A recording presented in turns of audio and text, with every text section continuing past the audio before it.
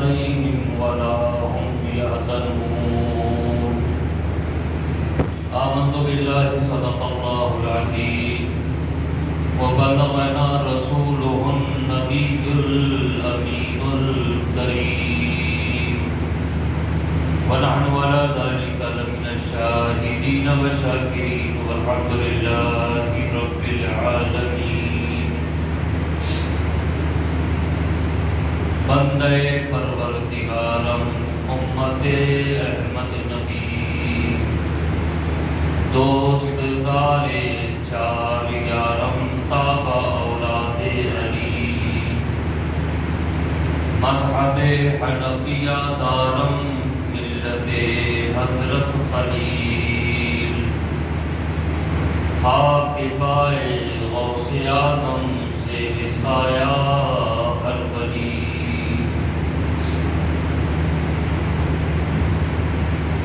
حضرات گرامی، قابل احترام بزرگوں،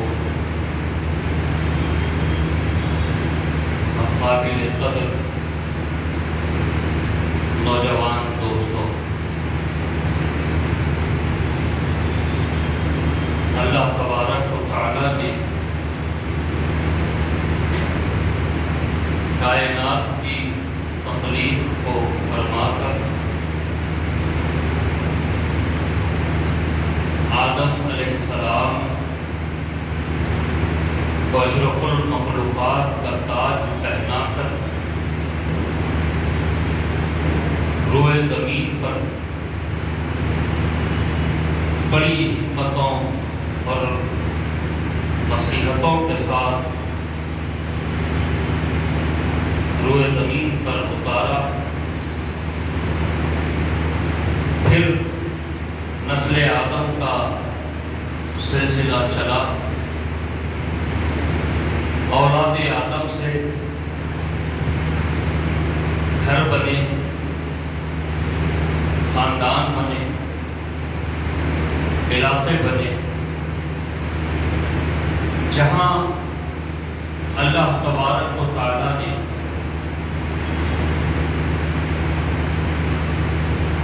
اولاد آدم یعنی اپنے بندوں کی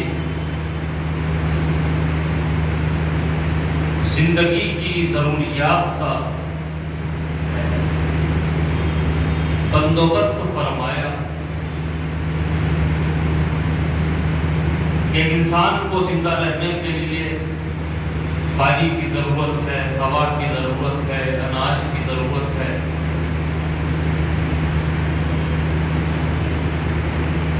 اس جیسی اور بھی جو ضروریات ہیں اللہ تعالیٰ نے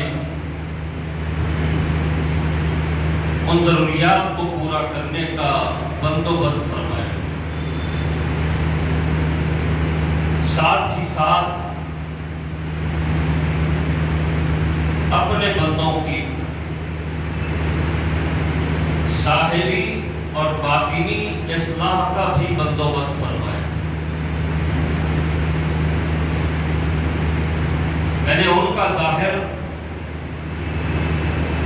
صاف ستھرا ہو جائے، صاف ستھرا رہے، ساتھ ہی ساتھ ان کا باطن بھی پاکیزہ رہے. اس کے لیے اللہ عز و جل نے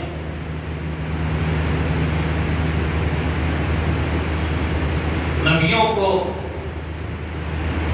رسولوں کو دنیا میں مبعوث فرمایا تاکہ ان کے ذریعے بندے اپنے رب سے جڑے رہیں، ان کا ظاہر بھی صاف ستھرا رہے، ان کا باطن بھی پاکیزہ رہے.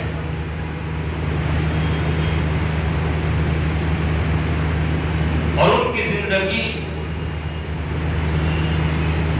نفسانی خواہشات والی نہ ہو، اللہ سبحانہ و تعالیٰ کی مرضی کے مطابق ان کی زندگی گزرے. یہ کام اللہ تعالیٰ نے نبیوں اور رسولوں سے پھونک لیا. پیغمبروں نے بھی بندگان خدا کو خدا سے جوڑے رکھنے کے لیے بڑی محنت فرمائی، بڑی مشقت بھی اٹھائی.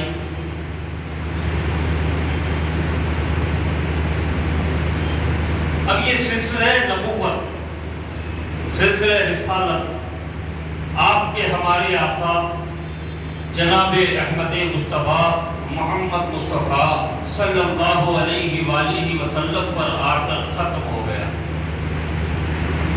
اب صبح قیامت تک کوئی نیا نبی، نیا رسول دنیا میں اللہ تعالیٰ مبعوث نہیں فرمایا. اب عزیزان گرامی دو باتیں، ایک یہ کہ اللہ تعالیٰ نے نبیوں اور رسولوں کو جو مبعوث فرمایا، دنیا میں بھیجا، وہ اپنے بندوں کی ظاہری و باطنی اصلاح کے لیے، ظاہری صاف ستھرائی کے لیے، باطنی پاکیزگی کے لیے.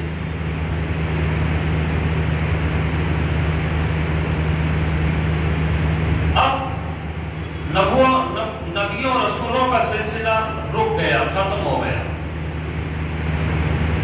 اب دوسری بات یہ ہے کہ صبح قیامت تک بندگان خدا دنیا میں آتے رہیں گے، نسل آدم میں برکت ہی برکت رہے گی، قیامت تک انسان پیدا ہوگے. اب جب انسان پیدا ہوں گے تو پھر ان کے لیے بھی مصلح ضروری ہے، ان کی اصلاح کا بھی بندوبست ہونا ضروری ہے، ان کی اصلاح کا بھی اقتدام ہونا ضروری ہے. اب نبیوں اور رسولوں کا سلسلہ تو ختم ہو چکا، لیکن بندگان خدا پیدا ہوتے رہے کہ قیامت تک، تو پھر ان کی اصلاح کیسے ہو؟ تو اللہ تعالیٰ نے سلسلہ ولایت کا اجرا فرمایا. یہ جو ولی ہوتے ہیں در حقیقت یہ اپنے پیغمبر کے نائب ہوتے ہیں. یہ جو ولی ہوتے ہیں دراصل اپنے پیغمبر کے فیض کو عام کرنے والے ہوتے ہیں. اور یہ جہاں ہوتے ہیں تو اپنے پیغمبر کے فیضان کو تقسیم کرنے کا مرکز وہ مقام بن جاتا ہے. اور یہ سلسلہ قیامت تک جاری رہے گا. حضرات گرامی، یہاں وضاحت کے ساتھ چند باتیں بھی ضمن میں عرض کرتا چلوں کہ صرف امت مصطفیٰ میں ہی سلسلہ اولیاء نہیں چلا، بلکہ گزشتہ امتوں میں بھی اولیاء آئے ہیں. گزشتہ امتوں میں بھی قرآن و حدیث سے ثابت ہے کہ ان امتوں میں بھی اللہ کے ولی موجود رہے ہیں. لیکن آج بظاہر وہ امتوں کے نام کے ساتھ ایک قوم موجود ہے، لیکن ان میں کوئی ولی نہیں ہوتا. اس کی وجہ یہ ہے کہ نبی کا زمانہ، جس نبی کا زمانہ جب تک رہے گا اس زمانے تک ہی اس امت میں ولی ہوں گے. جہاں نبی کا زمانہ ختم ہوا دوسرے نبی آ گئے، جہاں پیغمبر کا زمانہ ختم ہوا دوسرے پیغمبر آ گئے. اب اس قوم میں، اس امت میں اب کوئی ولی نہیں آ سکتا. اب جو پیغمبر کا زمانہ ہوگا اس قوم میں، اس امت میں سلسلہ ولایت جاری ہوگا. اور کسی بھی قوم میں، کسی بھی امت میں ولی کا ہونا اس بات کا ثبوت ہے کہ جس قوم میں، جس امت میں ولی پیدا ہوا ہے اس نبی، اس امت کے نبی کا زمانہ ابھی چل رہا ہے. اب صبح قیامت تک تک امت مصطفیٰ میں ولی آتے رہیں گے، یہ اس بات کا ثبوت ہے کہ حضور پاک صلی اللہ علیہ وآلہ وسلم کا زمانہ نبوت ختم نہیں ہوا، بلکہ وہ آپ کا زمانہ نبوت ابھی چل رہا ہے۔ جب تک ولیوں کا سلسلہ جاری رہے گا، یہ ولیوں کا سلسلہ اس بات کا گواہ رہے گا کہ ابھی نبی پاک صلی اللہ علیہ وآلہ وسلم کا زمانہ چل رہا ہے۔ تو جہاں نبی کا زمانہ ختم ہوا، اس امت میں، اس قوم میں ولایت کا سلسلہ بھی مسدود ہو جاتا ہے۔ اور ہماری قوم میں، ہماری امت میں ولی آئے ہیں، ولی آ رہے ہیں، قیامت تک سلسلے ولایت جاری رہے گا۔ ولی دنیا کے کسی نہ کسی گوشے میں اللہ کے ولی موجود رہیں گے۔ اس بات کا ثبوت رہے گا کہ یہ زمانہ پاک مصطفیٰ ہی ہے۔ حضور پاک صلی اللہ علیہ وآلہ وسلم کی نبوت و رسالت کا زمانہ ابھی چل رہا ہے اور یہ صبح قیامت تک جاری رہے گا۔ تو عزیزان گرامی، اللہ تعالیٰ نے سلسلے ولایت کا اجرا اس غرض سے فرمایا کہ جو کام نبی و رسول انجام دیا کرتے تھے، چونکہ حضور پاک صلی اللہ علیہ وآلہ وسلم خاتم النبیین ہے، اب آپ کے بعد کوئی نبی آنے والا نہیں، آپ کے بعد کوئی رسول آنے والا نہیں۔ اب جو کام پیغمبر انجام دیا کرتے تھے، اللہ تعالیٰ اپنے ان بندوں سے وہ کام لے گا جن کے سر پر اس نے تاج ولایت رکھا ہوا ہے۔ تو عزیزان گرامی، ہم الحمدللہ ثم الحمدللہ ایسے مذہب سے ہمارا تعلق ہے، ایسے مسلک سے ہمارا تعلق ہے، ایسی جماعت سے ہمارا تعلق ہے جس میں ولی آتے رہے ہیں، ولی آ رہے ہیں اور صبح قیامت تک ولی آتے رہیں گے۔ اللہ تعالیٰ کا اس پر کتنا شکر ادا کیا جائے کم ہے۔ یہ ماہ ذوالقعدہ ہے، ذوالقعدہ جس کو کہا جاتا ہے، اور 16 ذوالقعدہ کو ہم اہلیان دکن والے جتنا فخر کرے کم ہے، جتنا ناز کرے کم ہے، کیونکہ ہمارا جو علاقہ دکن ہے، اس کے ایک سلطان ہیں، اس کے ایک شہنشاہ ہیں، اس کے ایک قطب ہیں، اس ذات گرامی کا نام ہے خواجہ بندہ نواز گیسو درا سید محمد الحسینی رضی اللہ تعالیٰ عنہ و رحمت اللہ علیہ۔ 16 ذوالقعدہ کو آپ کا عرس شریف بڑی شان اور شوکت سے منایا جاتا ہے۔ عزیزان گرامی، سرکار خواجہ بندہ نواز گیسو درا حضرت سید محمد الحسینی رضی اللہ تعالیٰ عنہ قدس سرہ العزیز رحمت اللہ علیہ کون ہے؟ یہ سیدنا امام زین العابدین رضی اللہ تعالیٰ عنہ کے شہزادے حضرت سیدنا امام زید رضی اللہ تعالیٰ عنہ کی اولاد ہیں، یعنی آپ کے والد گرامی سیدنا امام حسین رضی اللہ تعالیٰ عنہ کے پوترے ہیں، اور آپ کی والدہ ماجدہ حضرت رانی بی بی رضی اللہ تعالیٰ عنہ یہ بھی سرکار سیدنا امام حسین رضی اللہ تعالیٰ عنہ کی پوتری ہیں۔ آپ کے والد گرامی کا نام ہے حضرت سید یوسف حسینی، مشہور نام ہے راجو قتال حسینی رضی اللہ تعالیٰ عنہ، جو خلدآباد شریف میں آرام فرما ہے۔ عزیزان گرامی، یہ وہ خاندان ہے جو عرب سے ہوتا ہوا دہلی پہنچا، اور ایک عرصے تک اس خاندان کا قیام دہلی میں رہا۔ حضرت خواجہ بندہ نواز گیسو درا رضی اللہ تعالیٰ عنہ کی ولادت بھی دہلی میں ہوئی، اور 4 سال کی عمر میں آپ نے حفظ قرآن مکمل کیا۔ پھر اپنے والد ماجد سے بھی اور دیگر اس وقت کے اکابر علماء سے آپ نے فقہ کی ابتدائی کتابیں پڑھی، حدیث کی کتابیں پڑھی، تفسیر کی کتابیں پڑھی، اور ایک مختصر سی عمر میں آپ عالم ظاہر و باطن، عالم علوم ظاہر و باطن ہو گئے۔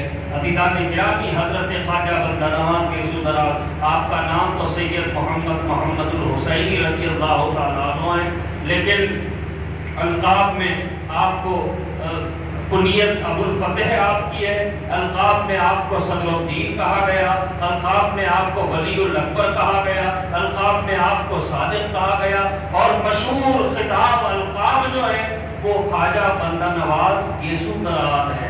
عزیزان گرامی، یہ گیسو درا کیا ہے؟ گیسو کہتے ہیں سر کے بالوں کو، اس وقت جب سرکار بندہ نواز کا زمانہ تھا، اس وقت سادات کرام کی یہ پہچان تھی کہ ان کی گیسو لامے ہوا کرتے تھے، اور حضرت خواجہ بندہ نواز کا لقب ہی گیسو دراز مشہور ہونے کی وجہ یہ ہے کہ آپ کے جو پیر و مرشد تھے چراغ دہری رضی اللہ تعالیٰ عنہ، آپ اپنے پیر و مرشد کی پالکی اٹھائے ہوئے تھے، آپ کے زلف مبارک کی، آپ کی گیسو مبارک کی ایک لٹ پالکی میں پھنس گئی، جس کی وجہ سے آپ کو شدید تکلیف ہونے لگی، لیکن پیر و مرشد کا احترام، پیر و مرشد کا ادب ملحوظ رکھتے ہوئے آپ نے تکلیف کو برداشت کیا، لیکن پالکی رکا کر اپنے بال، اپنے گیسو ہٹانے کی ضرورت مناسب نہیں سمجھی۔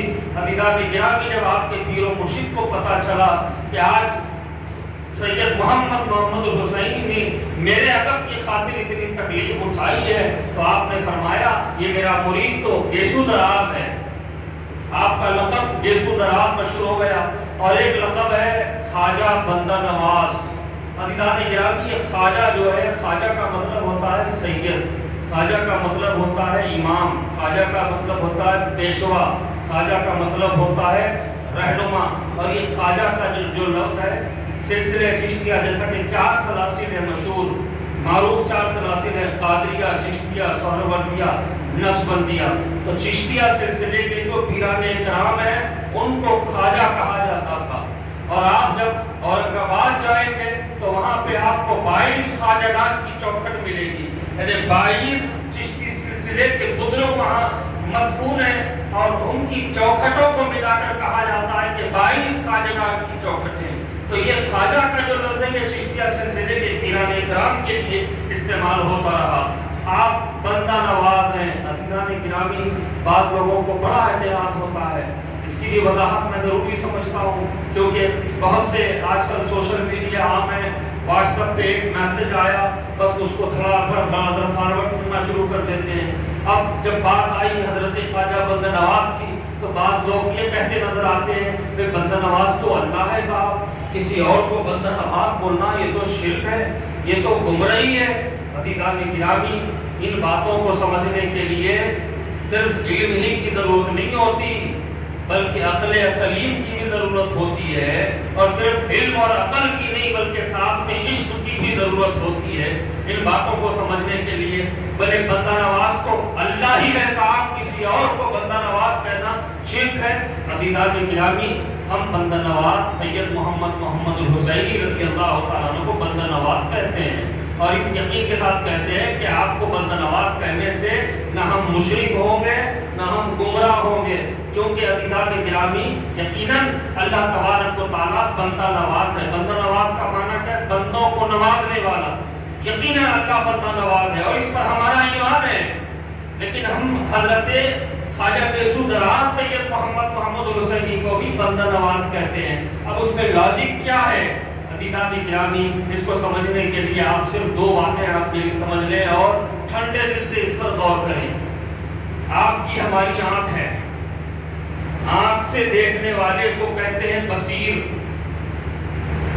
آپ کے ہمارے کان ہیں، کان سے سننے والے کو کہتے ہیں سمیع۔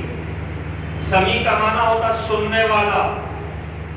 دیکھنے والے کو کہتے ہیں بصیر۔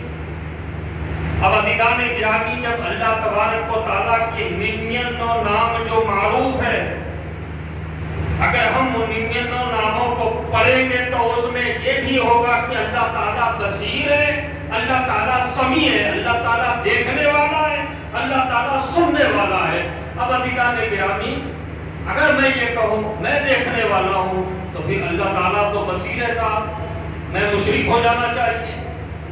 میں یہ کہوں میں سننے والا ہوں، سمیع تو اللہ تعالیٰ ہے، میں مشرک ہو جانا چاہیے، لیکن مشرک نہیں ہوتا، گمراہ نہیں ہوتا۔ اس کی وجہ یہ ہے کہ اللہ دیکھنے والا ہے، میں بھی دیکھنے والا ہوں، آپ بھی دیکھنے والے ہیں، اللہ سننے والا ہے، آپ بھی سننے والے ہیں، میں بھی سننے والا ہوں، لیکن فرق کیا ہے عزیزان گرامی؟ فرق یہ ہے کہ اللہ سننے والا ہے وہ خود سے ذاتی طور پر سننے والا ہے، اور آپ اور ہم سننے والے ہیں اللہ کی عطا سے سننے والے ہیں۔ اللہ تعالیٰ بصیر ہے، دیکھنے والا ہے، وہ ذاتی طور پر دیکھنے والا ہے، اور ہم جو دیکھنے والے ہیں وہ اس کی عطا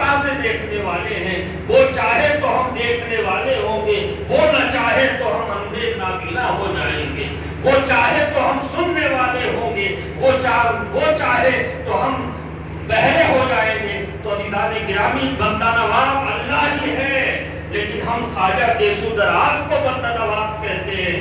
مقصد ہمارا یہ ہے کہ یقیناً اللہ بندہ نواز ہے، وہ خود سے بندوں کو نوازنے والا ہے، اور خواجہ گیسو درات کی بندہ نواز ہیں، وہ اللہ کی عطا سے بندوں کو نوازنے والے ہیں۔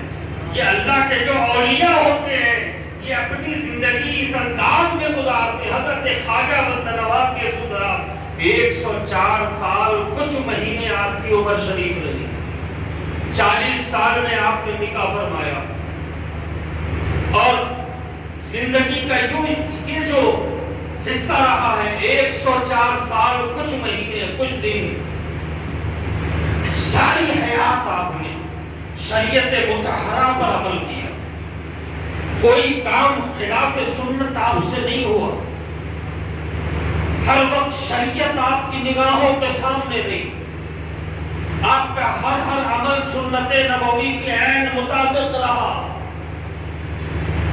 آپ کا اٹھنا بیٹھنا سونا جاگنا یہ جو سارے معاملات رہے یہ سنت نبوی کے مطابق رہے، اور آپ کی ذات مبارکہ خود سی صفات تھی، بچپن ہی سے آپ لہو و لعب سے کھیل کود سے بھی دور ہیں، اللہ کی یاد میں مصروف ہیں مشغول ہیں، اور جب حضرت چراغ دہلوی رضی اللہ تعالیٰ عنہ کے مرید ہوئے تو برسوں آپ نے اپنے پیر کی خدمت میں گزارے، اس انداز میں گزارے کہ پیر و مرشد نے بڑی بڑی ریاضتیں آپ سے کروائی، آپ پیر و مرشد کے حکم کو خود اپنے ملفوظات میں فرماتے ہیں، اپنے پیر کے فرمان کو خدا کا فرمان سمجھو، اس انداز میں آپ نے زندگی گزاری، اور آپ صاحب کرامت بزرگ کیے، 105 بڑی اور چھوٹی کتابوں کے مصنف ہیں، اور کئی ایک ایسی کتابیں ہیں جس کی شرح آپ نے لکھی ہے، جیسے رسالہ قشیریہ ہے، حضرت امام قشیری رضی اللہ تعالیٰ عنہ کا رسالہ قشیریہ ہے، تصوف کی بنیادی کتابوں میں ایک کتاب ہے، اس کی شرح آپ نے تحریر فرمائی، قرآن حکیم کی تفسیر آپ نے لکھی، اور ایک تفسیر کے 5 پارے آپ نے ابھی مکمل فرمائے تھے، آگے آپ اس سلسلے کو نہیں بڑھائے یہاں تک کہ آپ کا وصال ہو گئے۔ ساری زندگی آپ کی اللہ تعالیٰ کی محبت، حضور پاک صلی اللہ علیہ وسلم کی محبت، اور اللہ تعالیٰ اور حضور پاک صلی اللہ علیہ وسلم کی اطاعت و فرما برداری میں اس انداز میں گزری کہ آپ ایک بڑے مقام پر، جو ولایت کا مقام کہا جاتا ہے، اس مقام پر فائز ہیں۔ دنیاوی بادشاہوں کے حکم سروں پر چلا کرتے ہیں، لیکن حضرت خواجہ بندہ نواز گیسو درات رضی اللہ تعالیٰ عنہ کا تصرف لوگوں کے دلوں پر، آپ نے امن کا مفہوم دنیا کو دیا، سلامتی کا مفہوم دنیا کو دیا، اور اللہ تعالیٰ نے آپ کی نگاہوں میں وہ تاثیر رکھی کہ کفار و مشرکین کی طرف نگاہ کرتے تو وہ دولت ایمان سے مالا مال ہو جاتے، گنہگار فاسق و فاجر کی طرف توجہ فرماتے تو وہ اپنے گناہوں سے فسق و فجور سے توبہ کرتے ہوئے سچا پکا مسلمان بن جاتا۔ کسی گمراہ کی طرف آپ اپنی نظریں کرتے تو وہ گمراہی سے توبہ کرتے ہوئے نیکوکار ہو جاتا، گنہگاروں کی طرف نظر کرتے وہ نیکوں میں اس کا شمار ہونے لگتا۔ تو عزیزان گرامی، آپ نے کفار و مشرکین کو ایمان کی دولت سے نوازا، مسلمانوں کو متقی بنایا، ایمان والوں کے ایمان میں پختگی آپ نے پیدا کی، اچھے عقیدے والوں کے عقیدے کو آپ نے مضبوط فرمایا، اللہ تعالیٰ نے آپ کو ولایت کے اعلیٰ درجے پر فائز فرمایا۔ اور یاد رکھو عزیزو، اللہ کا جو ولی ہوتا ہے اللہ کی مرضی کے مطابق وہ زندگی اس انداز میں گزارتا ہے کہ ہر کام اللہ کی مرضی کے مطابق کرتا ہے، تو اللہ रद्द नहीं फरमाता, उसको रद्द नहीं फरमाता। वो ये देखता है कि यकीनन मैंने किसी की तकदीर में ये नहीं रखा, लेकिन मेरा महबूब, मेरा दोस्त, मेरी जात में फना होने वाला इसकी सिफारिश कर रहा है। जब ये सिफारिश कर रहा तो मैं इसकी तकदीर बदल दूंगा, लेकिन अपने महबूब, अपने दोस्त की बात को रद्द नहीं करूंगा। तो हम ख्वाजा तेसुदरात सैयद मोहम्मद हुसैनी रज़ियल्लाहु ताला अन्हु को बंदा नवाज जो कहते हैं, वो कोई गुमराही, कोई शिरक नहीं है। अज़ीज़ान गिरामी, 615 साल से ज़ायद का अरसा आपकी विसाल को हो गया, लेकिन आज भी आपका आस्ताना बाफैद है। बिला लिहाज मज़हब व मिल्लत लोग आपके आस्ताने पर हाजिर होते हैं। यकीनन आप ख्वाजा दकन हैं और 105 तसानीफ की बिना पर आपको सुल्तानुल कलम कहा गया, यानी कलम के सुल्तान आपको कहा गया। आज भी आपका आस्ताना बाफैज है। बिला लिहाज मज़हब व मिल्लत लोग हाजिर होते हैं, क्या हिंदू, क्या मुसलमान, क्या सिख, क्या ईसाई, सब के सब सरकार ख्वाजा बंद नवाब के सुदरात रज़ियल्लाहु ताला अन्हु के आस्ताने पर हाजिर होते हैं। और अज़ीज़ान गिरामी, आपका आस्ताना सिर्फ अवाम के लिए मरजा नहीं रहा, बल्कि वक्त के बड़े बड़े बादशाह भी आपके आस्ताने पर आकर आपकी दहलीज को चूमने में अपने लिए फख्र का बात समझते हैं। कई बड़े बड़े बादशाह, जिनमें हजरत औरंगजेब आलमगीर रहमतुल्लाह अलैह भी इनमें शामिल हैं, बादशाह है, लेकिन आपको रहमतुल्लाह अलैह इसलिए कहा जाता है कि आप साहिब कश्फ बादशाह गुजरे हैं। और सारी हयात आपने टोपियां, आपकी अहलिया टोपियां बनाती, जिसे आप दूसरों के हाथ से बाजार में बिकवाते। आप अपने हाथ से कुरान हकीम की किताबत करते और दूसरों के हाथ से लोगों तक पहुंचाते। उससे जो आमदनी होती है, वक्त के बादशाह है, लेकिन उससे जो आमदनी होती है उससे ही अपने खर्चे चलाया करते। ये औरंगजेब आलमगीर रहमतुल्लाह अलैह भी आपके आस्ताने पर हाजिरी देते हैं और बाफैज आस्ताना बातें वाक़या बड़ा तफसीली है। हज़रत औरंगजेब आलमगीर के ताल्लुक़ से ये वाक़या भी मशहूर है कि आपका तरीक़ा था कि जब किसी मज़ार पे जाते तो साहिब मज़ार को मुखातब करके कहते अस्सलामु अलैकुम। अगर जवाब नहीं आता फौरन गुंबद को तोड़वा देते। हज़रत ख्वाजा बंद नवाब के सुदरात के पास पहुँचे, चूँकि आपकी ज़ात गिरामी बड़ी मशहूर व मारूफ रही, आपने हस्बे आदत अस्सलामु अलैकुम का, कोई जवाब नहीं आया। एक सलाम का जवाब नहीं आया, गुंबद तोड़वा देते। लेकिन बात यहाँ ख्वाजा दकन की थी, ख्वाजा बंद नवाब के सुदरात की थी। आपने कहा शायद मेरी आवाज़ नहीं निकली होगी, फिर जरा बुलंद आवाज़ से आपने कहा अस्सलामु अलैकुम, फिर जवाब नहीं आया। अब खुद परेशान हो गए, अब क्या करूं। तीसरी बार आपने सलाम किया तो थोड़ी देर के बाद जवाब आया वालेकुम अस्सलाम। हजरत औरंगजेब अलैहिर्रहमान बड़े हैरान हुए, अर्ज़ किया हुजूर, मैं जहाँ जाता हूँ पहले सलाम पर ही मुझे जवाब मिल जाता है, लेकिन आपके पास, आपके आस्ताने पर ये फकीर, ये गुलाम हाजिर है। पहली मर्तबा सलाम किया, जवाब नहीं आया। दूसरी मर्तबा सलाम किया, जवाब नहीं आया। तीसरी मर्तबा सलाम किया, काफी ताख़ीर से जवाब आया। ऐसा ये माजरा क्या है, आप जरा समझा दें। तो कब्र से आवाज आई, ऐ औरंगजेब सुनो, जब पहली मर्तबा तुमने मुझे सलाम किया तो मैं उस वक्त तवाफ़ खाना काबा में मसरूफ़ था। दूसरी मर्तबा जब तुमने सलाम किया मैं गुंबद खदरा पर, रोज़ा नबवी पर हाजिरी दे रहा था। और तीसरी मर्तबा जब तुमने सलाम किया मैं रास्ते में था, वापस हो रहा था। ये हजरत ख्वाजा बंद नवाज के सुदराज के तसर्रुफ़ात हैं और आपके आस्ताने पर बिला लिहाज मज़हब व मिल्लत हर ज़माने की अवाम हो या ख़वात हो, औलिया हो, अक़्ताब हो, ज़ुहाद हो, आबिदीन हो, साजिदीन हो, सब ने आपके आस्ताने पर हाज़िरी दी है। अज़ीज़ान गिरामी, ये अल्लाह तबारक व तआला का फ़ज़्ल व करम है। और हम चूँकि दकन वाले हैं, हम कितना फ़ख्र करें, कितना नाज़ करें, कम है, क्योंकि हम उस दकन के रहने वाले हैं जिस दकन के ख्वाजा बंद नवाज के सुदरात हैं। حضرت خواجہ بندہ نواز کے قدرات کے تصرفات آج بھی ہے، سینکڑوں لوگ حاضری دیتے ہیں اور اپنی اپنی منتیں آپ کی خدمت میں رکھتے ہیں اور اللہ تعالیٰ ان منتوں کو پورا کر دیتا ہے۔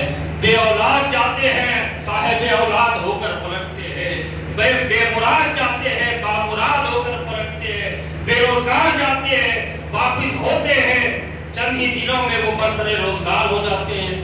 یہ اولیاء کرام کی آستانے ہیں، اللہ کا فضل وہاں ہوتا ہے، اللہ کی رحمت کا نزول وہاں ہوتا ہے، اور وہ مقام ایسے ہوتے ہیں کہ وہاں پر کی جانے والی دعائیں رد نہیں ہوتی ہیں۔ اور جہاں تک اولیاء کرام سے مدد مانگنے کا معاملہ ہے، عزیزان گرامی اپنی بات کو میں ختم کروں، میرے آقا صلی اللہ علیہ وآلہ وسلم کا ارشاد مبارک ہے، جب تم کسی جنگل سے گزر رہے ہو یا کسی سنسان راستے سے گزر رہے ہو، وہاں تم دیکھو کہ تمہارے لیے کوئی مصیبت ہے، تو بلند آواز سے آواز لگا دینا، اے اللہ کے بندوں میری مدد کرو، اللہ تعالیٰ تمہاری مدد کے لیے اپنے بندوں کو بھیج دے گا۔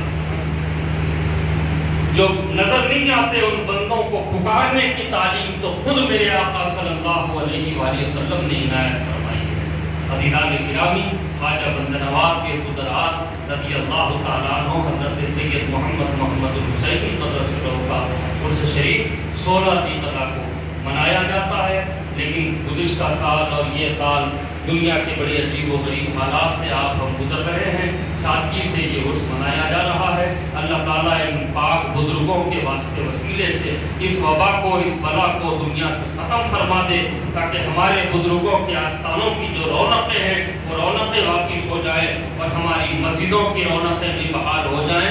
عزیزان گرامی، لاک ڈاؤن ہٹ گیا، کرفیو ہٹ گیا، ہم پھر بے احتیاطی کے راستے پر چل پڑے ہیں۔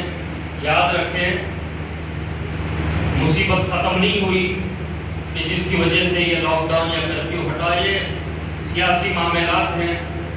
اللہ تعالیٰ ایسی سازشیں کرنے والوں کو ختم فرما دے مولا۔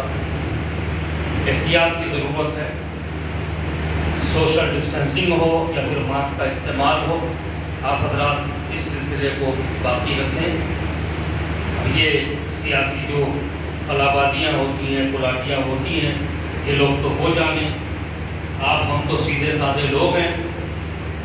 ان کرفیو ہٹا دیا گیا، لاک ڈاؤن ہٹا دیا گیا، اس کو مہربانی مت سمجھے، بلکہ پہلے سے زیادہ محتاط ہو جائیں۔ اللہ تعالیٰ آپ کی، ہمارے آپ کے گھر والوں کی حفاظت فرمائے۔